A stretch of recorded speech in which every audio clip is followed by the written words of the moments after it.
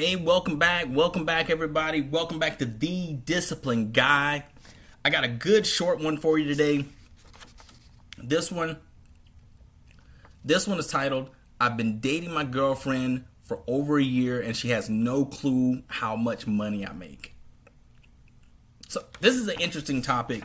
A lot of people, I think, going into a relationship, they don't discuss finances, and that's something that you need to talk about at some point. And I'm going to give my opinion of what that point is here on the story. This was a really short one, but this is something I think we all can learn from, and that we all can really jump into and kind of give our opinions. So here we go. I, 29-year-old male, have been dating my girlfriend, 26-year-old female, for a little over a year, and she has no clue how much money I make. Backstory. I was a biofuel engineer and sold my patent to a prominent company in the field for 8 figures. Wow. At the age, so younger than 29, this person did this. So this person is super sharp. I come from a poor background, so I'm very frugal with my money. I still drive my 27-year-old truck from high school. You know what? That's very respectable. A lot of people, when they haven't had money and then they come into money, they ball out of control and then all the money's gone. Live frugal. Live below your means so that you can have money for later on in life when emergencies happen, or when you get ready to retire, that you don't have to go back to work early. You can just pay off things and then you can just kind of coast through life. So I think that's a great decision. And on top of that, I'm not the guy that I feel like I need to peacock all the time. I feel like I dress decent. You see, I got a nice little jacket on here, and I keep a little polo on. And I try to keep my hair and beard looking nice. But I'm not going to be going out here flossing all the time. I'm not going to be driving a $100,000 car. I'm not going to be out here wearing these $1,000 suits. I can buy a good $300 suit and it looks fantastic. It looks fantastic. So these things can be done without blowing this huge amount of money on things. So I respect that. And on top of that, man, I'm getting a lot of commentary right now. I feel like if I'm presenting myself like I'm balling out of control, then I'm going to find somebody who only wants me for that money, possibly. I want somebody that wants me for me. I'm going to dress nice and I look nice. I'm going to carry myself in a certain way, and I want a person to want me for that. Yes, I'm going to be financially stable, and I'm going to present myself as financially stable. But I don't want to present myself as balling out of control, even if I do got a lot of money. I don't want a person to know that coming into a relationship with me. That's my opinion.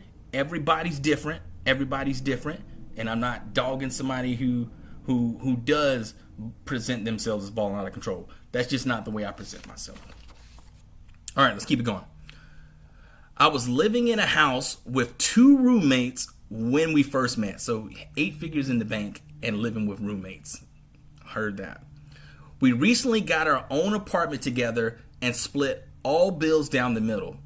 Don't really own anything expensive besides my PC.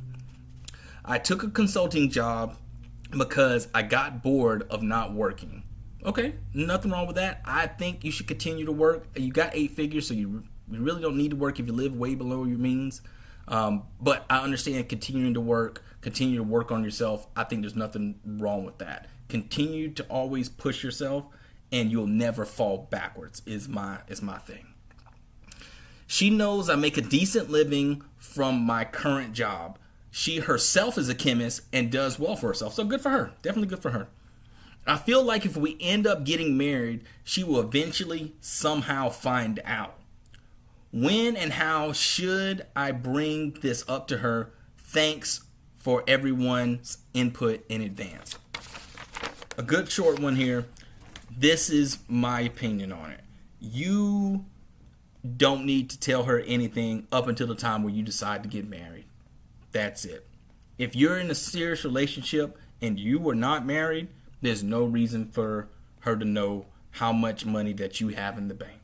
You can pay bills and you can go on whatever trips, live your life continuing the way you do. Like if you want to live under your means, I think that's a fantastic thing. Plan out a vacation once a year. Still treat yourself within reason. Treat yourself. Plan out vacations. Go and eventually when this car breaks down, I wouldn't go out there and buy a Bugatti or something like that. Buy something that's a decent vehicle that's going to last for another 30 years possibly. Go out there and get something like maybe a Rivian. Get a Rivian out there. You spend, that's about $70,000. Go spend that on the truck and keep that for a good 20, 30 years after that. Nothing wrong with that if you want to keep the truck thing going. I think a Rivian is a good choice. All right. But if you do decide to get married, get engaged to her, then definitely she has an obligation to know. I don't think it should be about her finding out then. You need to disclose that to her. Finances need to be talked about when you decide to make that step. If you're going to make that jump, finances need to be talked about. You need to know what her finances are. She needs to know what your finances are. You need to make decisions on how things are going to be going forward, who's going to pay for what, how we're going to make financial decisions when it comes to kids, if we have kids. And you know what? You can do all that in a prenuptial agreement. I think you need to get an ironclad prenuptial agreement.